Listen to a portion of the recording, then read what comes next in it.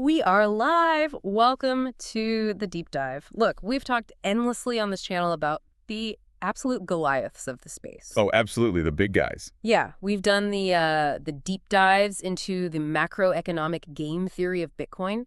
We've completely unpacked the massive, sprawling, highly congested ecosystem of Ethereum. A total disaster of congestion, by the way. Just Wow. terrible. But today, we are shifting our focus to a newcomer. And depending on what highly tribal corners of the internet you happen to frequent, people are calling this project the Bitcoin wannabe, or they're calling it the Solana killer. Both very strong titles. Very aggressive. We are, of course, talking about SUI, and our mission today is very simple. We are giving you, the listener, the ultimate pub ammo. That's right. We are arming you with the wild stories, the hyperbolic market drama, and the complex economic theories behind this network. We're breaking down the sheer chaos of this ecosystem so you can completely dominate the conversation at your next social event. It is going to be a tremendous conversation. Truly, a very big deal. Because when you look at the sheer scale of what is happening here, the money moving around, the engineering talent involved, we are talking about some of the most complex, most unbelievable market movements we have seen in years. It's an incredibly aggressive space right now. Nobody has seen anything like it. Exactly. And to do that, we have pulled together a massive stack of sources for you. We aren't just looking at marketing brochures. No, we don't. We are looking at institutional reports from DWF Labs and Chainspect.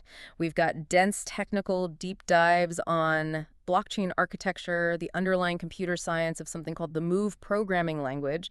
And because we have to, because this is Crypto Man, we are looking at some incredibly wild, high-energy X lore. The Twitter timeline is a beautiful, chaotic thing. It's completely unhinged. But before we get into the so-called meta mafia, the tech wars, and the billions of dollars changing hands, I have to explicitly state the mandatory disclaimer. This is not financial advice. Absolutely not. We are just two people unpacking the code, the chaos, and the market drama for your entertainment and your education.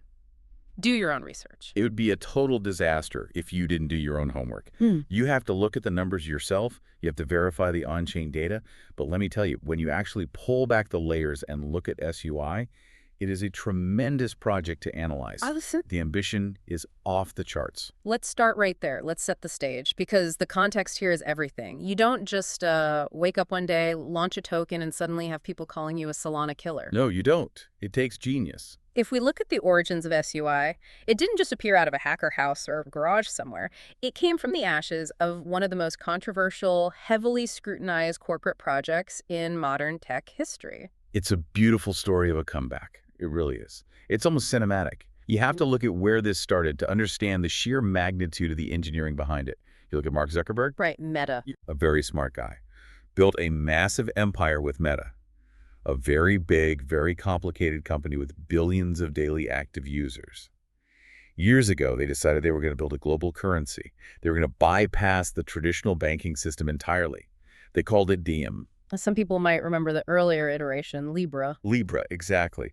And the pitch was tremendous. It was going to instantly connect billions of people financially.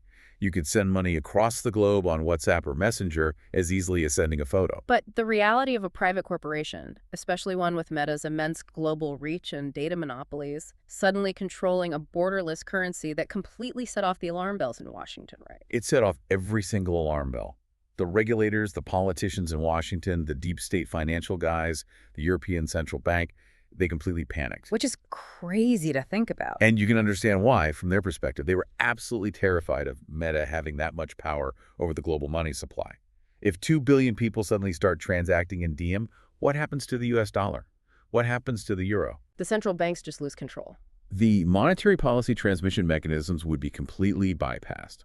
So the political establishment brought down the hammer. They subjected Zuckerberg to endless congressional hearings. They threatened massive regulatory action. And they completely, systematically crushed the Diem project. Yeah. They forced Meta to abandon it entirely.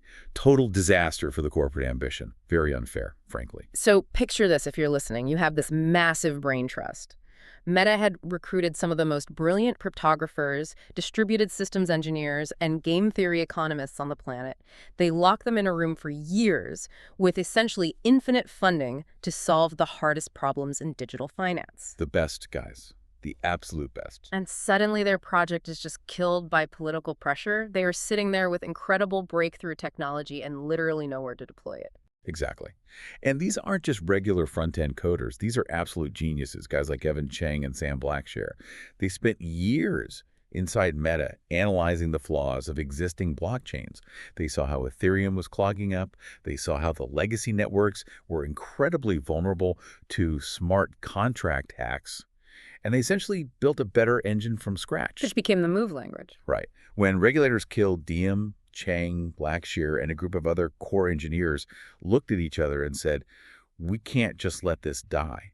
We can take what we built here, step outside the corporate umbrella of Meta, and make this the new decentralized standard. So they walk out. They walk out. They form a new company called Miston Labs, and they took this incredibly secure programming language they had invented at Meta, this move language, and they built the SUI blockchain. And the ambition here is what fascinates me because it totally shifts the narrative.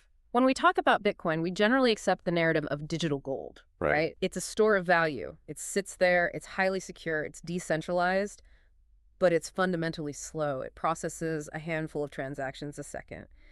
SUI is trying to be something entirely different. They aren't going for the gold narrative at all. Not even close.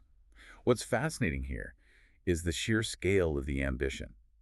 If Bitcoin is digital gold, a heavy, shiny brick you lock in an underground vault and never touch SUI, is a highly tuned industrial-grade Ferrari that wants to be digital everything. Digital everything, I like that.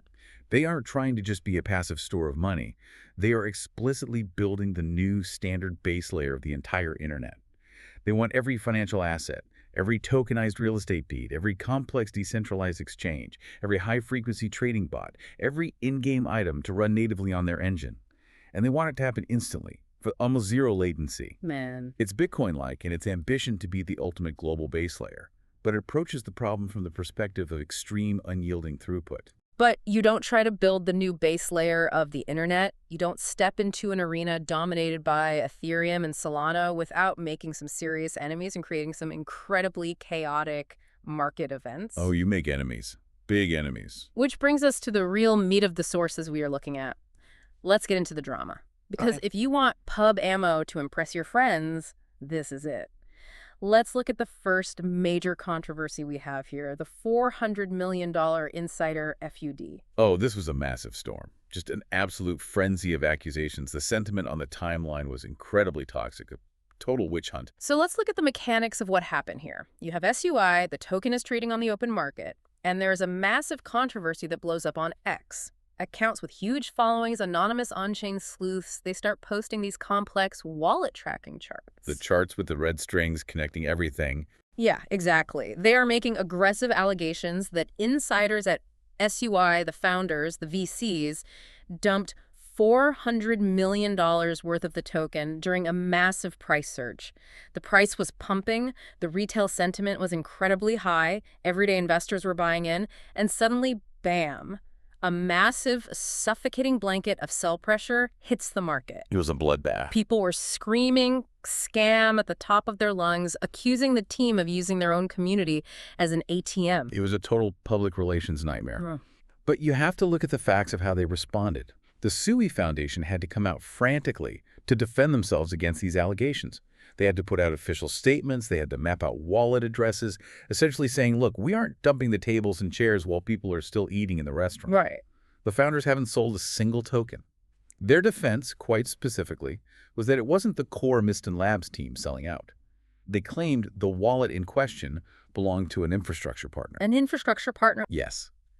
A big institutional entity that helps validate and run the network, who had a contractual right to their unlocked tokens. Right, but if you're a retail investor holding the token, the semantic difference between a founder dumping and an infrastructure partner dumping is completely irrelevant. The price still tanks. Red candle looks the same either way. Exactly. And this perfectly illustrates one of the most important concepts in macroeconomics and behavioral finance, which is asymmetric information. I want you to really explain this for the listener. I will, and it's a beautiful concept to understand. If we connect this to the bigger picture, asymmetric information is the absolute engine of market panic. It is the root cause of almost all extreme volatility. In any market, but especially in crypto, it is when the institutional players, the venture capitalists, the infrastructure partners, the giant market makers, they know exactly who is selling, what their cost basis is, and why they are exiting. Because they have all the data. They have the dashboards. They have the private Telegram chats. But you, the everyday listener, sitting in the pub looking at the chart on your phone, are completely in the dark. You see a massive red candle, a huge percentage drop in real time, and you have no idea if the underlying technology just suffered a critical hack, if the founders are fleeing to a non-extradition country, or if a billionaire early investor just decided to rebalance his portfolio to buy a super yacht. You are completely blind. You are completely blind, and when market participants are blind, they guess. And when they guess, they panic. It's the classic terrifying information gap. And what I found really fascinating in analyzing the sources and the community reaction to this dump is how deeply political and philosophical the reactions were. Crypto is supposed to be this unifying technology, but the way different factions reacted tells you everything about their underlying worldview. Oh, the politics of this are incredible. Let's impartially lay out these different perspectives because we are not endorsing any of them, but they are crucial for understanding the market psychology. If you look at the further right-centric, hyper-capitalist view of this dump, the reaction was incredibly Darwinian. Oh, absolutely. The far-right, pure free market absolutist looked at this sell-off and essentially said, who cares? This is the free market functioning exactly as it is designed to, survival of the fittest. Just raw capitalism. Pure capitalism. From this perspective, the early backers, the venture capitalists, they took on massive, unquantifiable risk funding Miston Labs when it was just an idea. If they want to sell their unlocked tokens into a high liquidity price bump, let them sell. That is the literal reward for early investment. They argue that nobody is forcing the retail investor to buy the top of a parabolic price surge. Caveat emptor buyer beware. If you buy the top without understanding the token unlock schedule, you deserve to lose your money. That is the raw, unapologetic capitalist take. But then you swing over to the further left-centric, more regulatory-focused view, and the reaction is completely the opposite. It's framed as a moral failing. Total outrage. Oh, yeah. They view it as corporate robbery. Yeah. The left-leaning regulatory-focused critics looked at that dump and said, this is exactly why we need the SEC. This is why we need global governmental bodies to step in immediately with strict oversight. They want the government to fix it. They view this ecosystem as predatory. In their eyes, venture capitalists and infrastructure partners are deliberately using retail investors, everyday people who are being marketed to on social media as nothing more than exit liquidity. They see it as a giant, unregulated wealth transfer from the working class to the ultra-rich, orchestrated behind closed doors via opaque wallet addresses. And then there is a third perspective that I think is really valuable for you to internalize, especially if you're trying to figure out how large institutions actually view these events. Let's call it the ordinary Japanese view, or the trust-centric structural view. It's a perspective heavily favored by conservative institutional players, focusing on cultural concepts like shinrai, which is trust, and wa, which is harmony. This is perhaps the most insightful way to look at it if you are analyzing long-term viability. It's a very smart way to operate. From this Japanese structural perspective, the actual raw capital mechanics of the dump, whether as a founder or a partner, matter far less than the communication breakdown around it. This view prioritizes market harmony and structural integrity. The wa. Exactly. If a network experiences sudden, unexplained, massive shocks to its system, the structural harmony of the market is broken. The conservative institutional investor looks at that massive red candle, looks at the frantic Twitter spaces trying to explain it, and says, the harmony is broken. The structural trust, the shinrai, is compromised. They don't necessarily panic sell in a frenzy, but they absolutely do not buy the BIP either. They just step back. They step back. They demand greater transparency, better governance, and predictable on-chain behavior before they will allocate capital.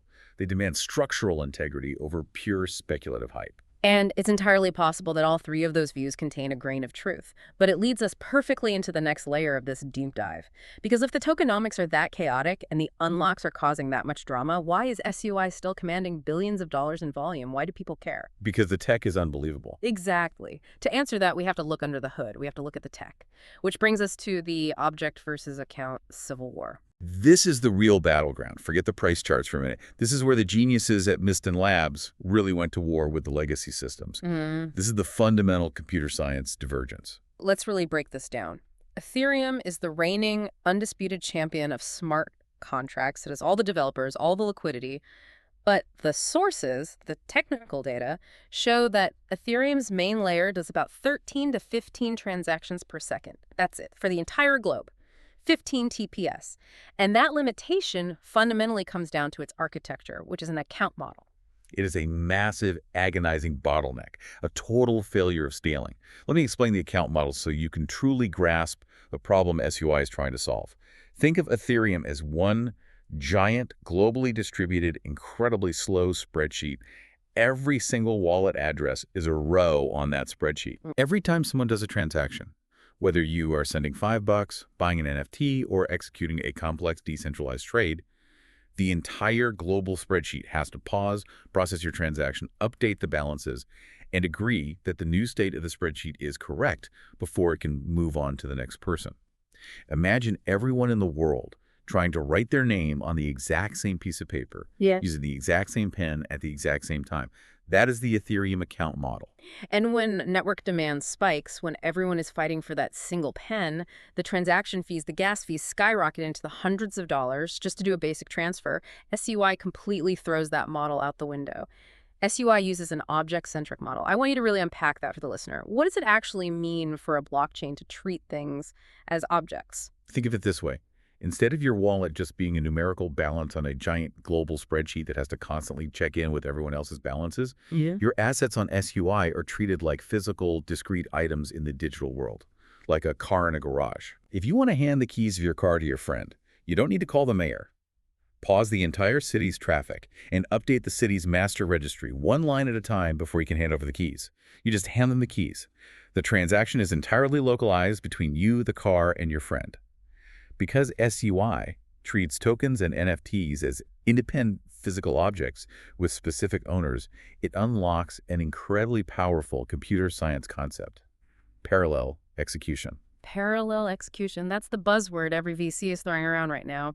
It sounds like marketing jargon, but the sources indicate it is the absolute holy grail of blockchain scaling. It is the holy grail. Nobody's done it like this. Let's use an analogy. The Ethereum account model is like every single transaction in the world waiting in a single, agonizingly slow line at the DMV. It doesn't matter if you are registering a massive commercial fleet or just renewing a moped license, you all wait in the exact same line, one by one. Sounds miserable. It is miserable. Parallel execution means SUI can take transactions that do not touch the same objects and process them simultaneously.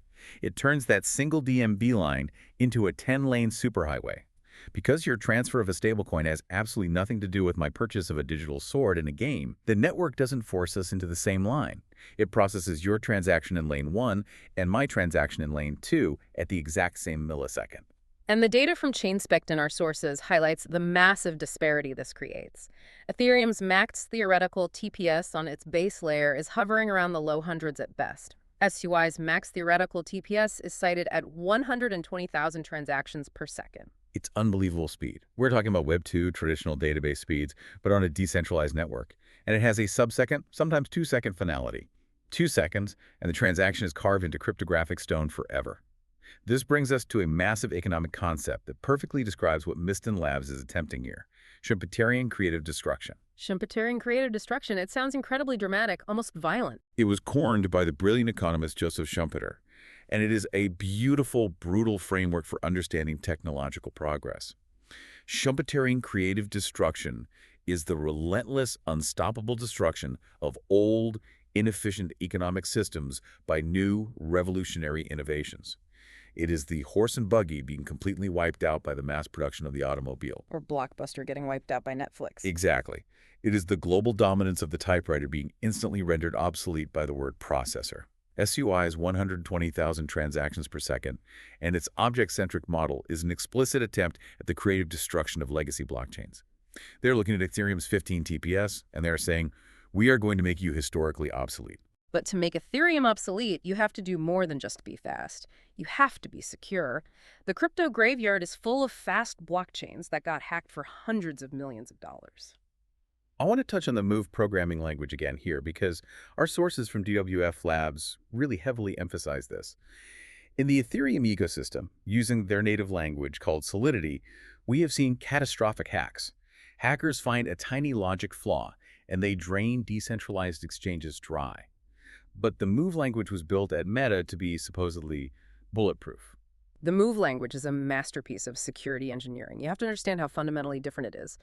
In Solidity, a digital asset, say a token worth $1,000, is ultimately just a variable in a block of code. It's just logic. If a hacker finds a bug in that logic, they can trick the smart contract into copying that variable a million times, essentially creating infinite value out of thin air and draining the liquidity pool. Which happens all the time. All the time. Total disaster. But in Move, because everything is defined at the architectural level as an object, the language itself physically prevents you from copying an asset. The rules of scarcity are baked into the compiler. If you have a digital coin in Move, you cannot duplicate it, and you cannot accidentally delete it. The code literally will not compile if you try. You can only move it from one place to another, hence the name. It fundamentally eliminates entire classes of vulnerabilities that Ethereum developers have to fight against every single day. So if we synthesize this, you have this Ferrari of a blockchain. It's ultra-fast, utilizing parallel execution. It's highly secure, utilizing a fundamentally new object-oriented programming language built by the meta-diaspora. But here's the reality check. A Ferrari is completely useless if you don't have roads to drive it on, or destinations to go to, or people who actually want to drive it. Technology without users is just a science experiment. Which brings us to the third wild narrative in our deep dive. The SUI name service gold rush. The domain craze. Oh, this was wild. Pure, unadulterated market euphoria. A fascinating sociological experiment. Let's explain this phenomenon. There was a period shortly after the network started gaining traction where people were swarming the ecosystem to buy digital names. In crypto, your public address is a cryptographic hash. It looks like 0x784, followed by a string of 30 random characters. It's impossible to memorize.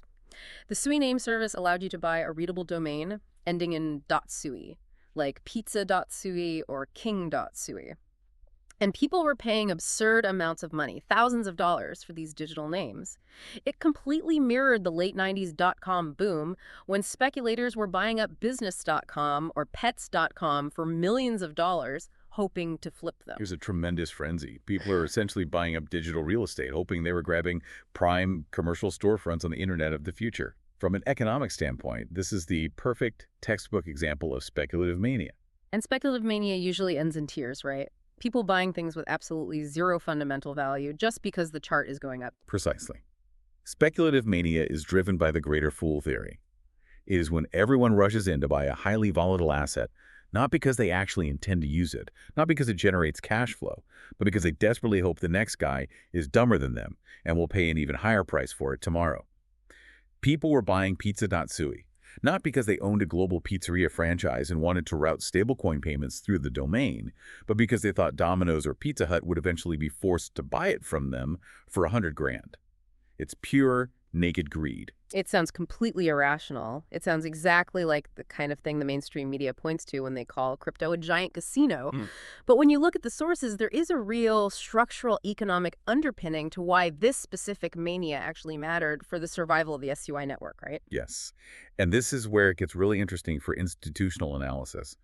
If we connect this speculative bubble to the bigger picture, it leads us to one of the most unbreakable laws of technology. Network effects, and specifically Metcalfe's law. Let's unpack Metcalfe's law, because it's the invisible force driving all tech valuations. Metcalfe's law dictates that the inherent value of a telecommunications network is proportional to the square of the number of connected users of the system. Basically, a telephone is completely useless if you are the only person on Earth who owns one. You have no one to call. But if 1 million people have telephones, the network becomes an incredibly valuable utility. That makes total sense. For Misted Labs and SUI, having the ability to process 120,000 transactions per second means absolutely nothing if there is no one there. It's a beautifully paved, empty 10-lane highway leading to a ghost town. But the speculative mania of the .sui name rush brought users. It brought thousands and thousands of unique wallets. Suddenly you didn't need to copy and paste 40 characters. Exactly. You could just tell your friend, send the USTC to John.sui. The ease of use brought retail users. The retail users brought on-chain liquidity. And that liquidity is what ultimately attracted the serious developers to start building real applications. The speculative mania, as irrational as it was, jump-started the network effect. So the mania actually served a vital infrastructure purpose. It built the initial population of this new digital city. But as we know all too well in these markets, populations can panic. And when the mechanics of the market break down, the panic becomes catastrophic. That takes us to the darkest, most brutal story in our source stack, the 87% flash crash tsunami. A total disaster for the weak hands. Truly brutal market mechanics on full display. I want you to really picture this scenario for a second. It's October 10th. The network is humming along. The narrative is strong. Parallel execution is the buzzword of the month. SUI is trading around $3.80. People are feeling good, taking out leverage, assuming the bull market is fully back. And then, out of absolutely nowhere, an unprecedented tsunami hits the market. In a matter of minutes, the price drops from $3.80 down to almost nothing on certain major exchanges. It triggered a cascade that wiped out an estimated $19 billion in liquidations across the broader crypto macro context around that time. Just total, unmitigated carnage. How does a highly sophisticated 10-lane superhighway blockchain experience an 87% crash in minutes?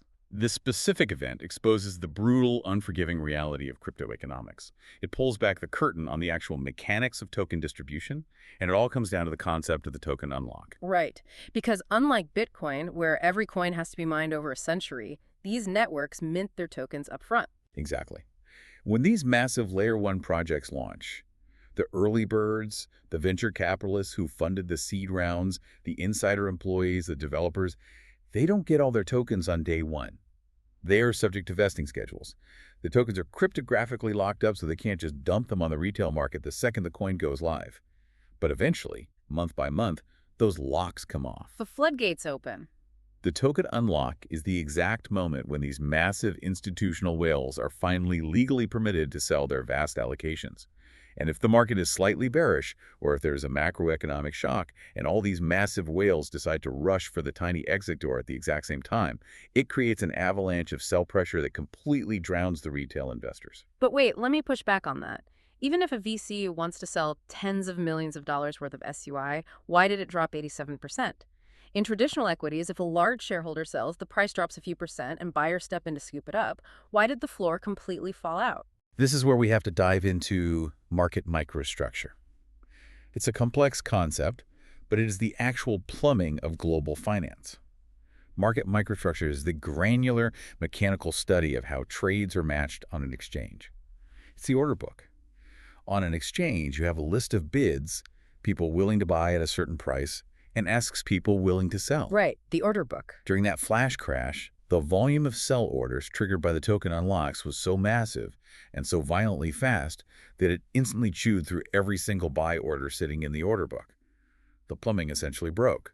There simply was not enough resting liquidity, not enough buyers to absorb the sheer tonnage of the dump. So if you were a retail trader and you were trying to be responsible, so you had a stop-loss order set at $3, it didn't even matter, did it? Because the price gapped down so fast there were no buyers at $3 and your market sell order might have executed at 50 cents. Precisely.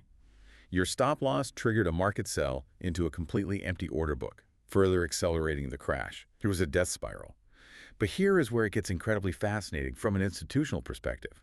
Who actually bought the absolute bottom of that 87% crash? The smart money, the quantitative trading firms, the massive whales. They were just waiting. They understood the market microstructure intimately. They knew the token unlock scheduled down to the second. They modeled out the probability of a retail panic. And they simply placed massive, deep out of the money buy orders at the very bottom of the order book, just waiting patiently for the flash crash to occur. When the price hit near zero, their orders instantly filled. It was a brutal, instantaneous, mathematically perfect transfer of wealth from the panicked, over-leveraged retail investor to the patient, hyper-calculating institutional whale. It's terrifying. It really is. It shows you that underneath the narrative of decentralization and community, there is a ruthlessly efficient mechanical market extracting value. Which brings us to our final narrative from the sources. And this one is all about the public narrative. The street fight for dominance in the Layer 1 space, the anti-Solana stance. Oh, the rivalry here is intense. It's not just polite corporate competition. It is a highly aggressive street fight for developer mindshare. For context, Solana is currently the absolute darling of the high-speed crypto world. It has massive retail hype, it processes millions of meme coin transactions a day, it's integrated with major traditional finance players like PayPal and Visa.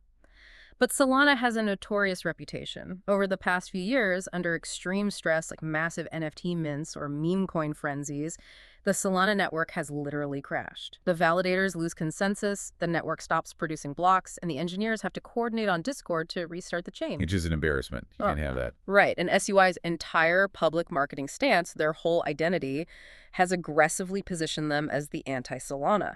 Their pitch to developers is basically, we are as fast as Solana, we have the same high-throughput vision, but we are industrial grade, we do not crash. And you have to understand the architectural differences here. Solana uses a parallel processing system called C-level and a consensus mechanism called proof of history. It is undeniably fast, yes, but it relies on a delicate, highly synchronized balance to keep all the global validators in sync. When it gets overloaded with millions of spam transactions, that synchronization can fracture and the network seizes up.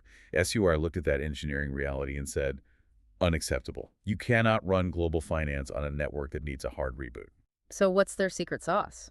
SUI claims this industrial grain reliability because of an incredibly complex cryptographic architecture called Byzantine fault tolerance via the Mysticetti consensus protocol. Look, I've been around the block in crypto for a long time. Every new Layer 1 network says they solve the blockchain trilemma.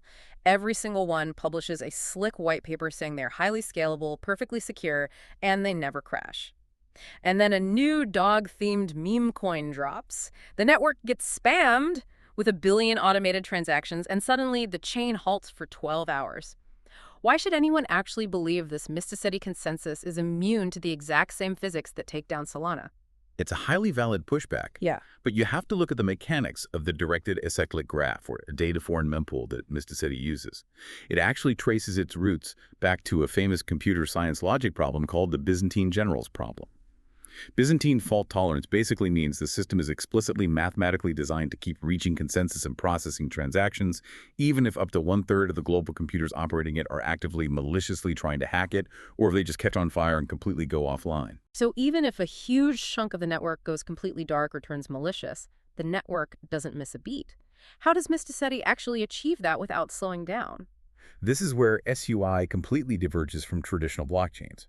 Most blockchains, including Bitcoin and Ethereum, batch transactions into sequential blocks. Block 1, then block 2, then block 3. Everyone has to agree on block 1 before moving to block 2. Mysticetti allows transactions to flow like a continuous, overlapping asynchronous river. An asynchronous river. Exactly. And here is the genius part. SUI separates transactions into 2 distinct lanes. Simple transfers, like me sending you 10 USDC, don't even need to go through the full, heavy global consensus process. They use a fast path that bypasses it entirely, settling in milliseconds. Only complex shared object transactions, like interacting with a decentralized exchange where multiple people are touching the same liquidity pool, require the full, rigorous Mysticetti consensus. By mathematically separating the simple traffic from the complex traffic, they drastically reduce the load on the network. It's an engineering marvel, effectively creating an express lane for basic payments. And this brings us back perfectly to that Japanese trust-centric institutional view we discussed earlier regarding the dump. Yes, because what does the conservative institutional player want above all else? Reliability plus speed. The institutional engineering mindset absolutely abhors a system that is blazing fast but fundamentally fragile. If you build a bullet train, yes, it must be the fastest in the world, but the absolute foundational requirement is that it must never, ever derail. Wall must be maintained. The wall must be maintained. Yeah. SUI's aggressive counterpositioning is that Solana is a souped-up dragster that sometimes blows its engine on the starting line when it redlines. SUI is pitching itself as the bullet train.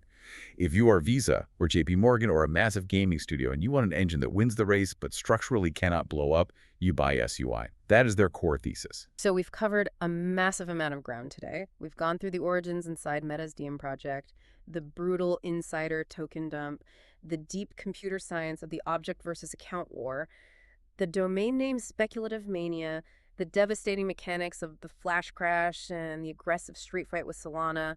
Let's pull all this together. I want an executive summary. Based on all the on-chain data, the DWF Labs reports, and the technical white papers we've reviewed, what are the key lessons here? Let's say I'm an economic policymaker trying to understand the space, or a finance professional looking at portfolio allocation, or just someone trying to survive in these markets. What are the 4 main takeaways? Okay, let's synthesize the data into actionable insights. Lesson 1. Token supply inflation is your absolute biggest enemy. You must watch the unlocks. People get obsessed with the market cap, but they ignore the fully diluted valuation. SUI has a fixed maximum cap of 10 billion tokens. That sounds great on paper. It sounds like Bitcoin's hard cap of 21 million. But the reality is that right now, only about 3.5 billion SUI are actually circulating and trading in the open market. So there are roughly 6.5 billion tokens still locked up in smart contracts belonging to early investors in the team, waiting to steadily flood the market over the coming years. That is an insane amount of latent sell pressure. Precisely. The data shows they are releasing roughly 2.6% of the total supply into the market every single month. That is massive, relentless inflation.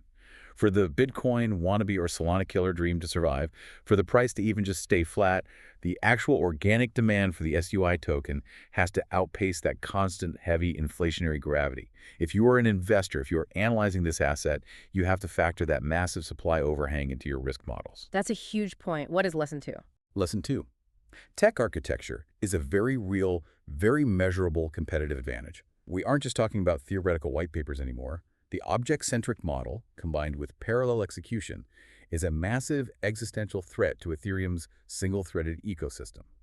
For years, the market assumed Ethereum's Layer 2 rollups networks like Arbitrum, Optimism, and Base would solve the scaling problem. But they fragment liquidity, and they are clunky for the end user. SUI solves the scaling problem directly on the base layer, and the proof is in the raw data. In November 2024, SUI actually surpassed Ethereum in total transactions processed. 2.58 billion transactions on SUI compared to 2.57 billion on Ethereum.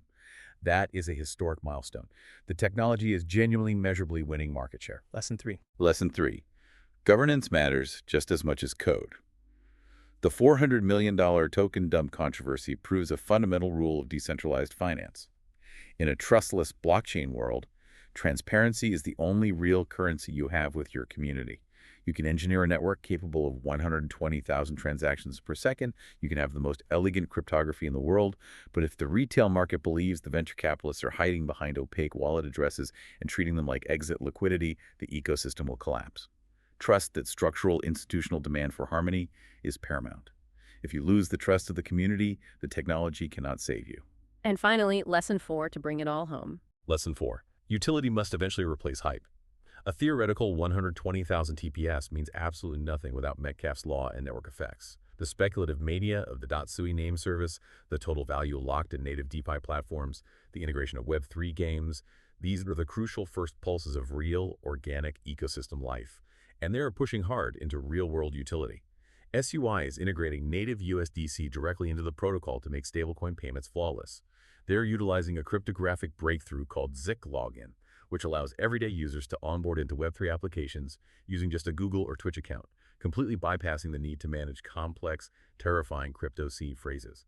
That is utility. Utility, seamless user experience, and real-world integration are what survive when the speculative mania inevitably dies down. Let's bring it all home. We've taken an incredibly wild ride today. We started with Meta's discarded, regulator-crushed DM project, only to see its genius engineers rise from the ashes, take the ultra-secure Move language, and build Mistin Labs. We unpacked how SUI is relentlessly battling Ethereum with its object-centric 10-lane highway architecture and how it is taking the street fight directly to Solana by boasting industrial-grade, crash-proof Byzantine fault tolerance. It is a true high-stakes heavyweight bout in the crypto arena. It really is. The amount of capital, intellect, and pure ambition pouring into this specific ecosystem is staggering. The stakes couldn't be higher. So, as we wrap up, I want to leave you, the listener, with a final, mind-expanding, deeply provocative thought based on everything we've synthesized from these sources. We've talked a lot about SUI trying to be the base layer for human finance, but what if we are thinking too small? What if human finance isn't the endgame? If SUI can truly prove over years of stress testing that it never crashes, if it can maintain sub-second latency and handle hundreds of thousands of complex transactions simultaneously via parallel execution, does it eventually become the financial backbone of the incoming AI economy? Think about it. Artificial intelligence doesn't care about the romantic, ideological narrative of digital gold. An autonomous AI trading agent doesn't care about Bitcoin's immaculate conception or its cypherpunk history. AI only cares about two things: Absolute algorithmic low latency and instant flawless highly secure execution. If we are moving toward a future where millions of AI agents are constantly trading data, negotiating microcontracts, and paying each other in fractions of a cent in real time across the globe, they cannot wait for a 12-second block time, and they certainly cannot afford a network that requires a hard reboot. They need a network exactly like SUI. It's entirely possible that SUI is custom built not for us, but for that exact robotic future. That is a profoundly fascinating speculation, because if machine-to-machine microtransactions are the foundation of the new AI economy, the AI will coldly, mathematically choose the most efficient engine available. And right now, looking at the data, the object-centric model looks like the leading candidate to be the native currency of artificial intelligence. Something for you all to mull over next time you look at the charts. Thank you for joining us on this deep dive into the code, the chaos, and the future of digital finance. If you like this talk, please subscribe and like this channel. We will see you next time.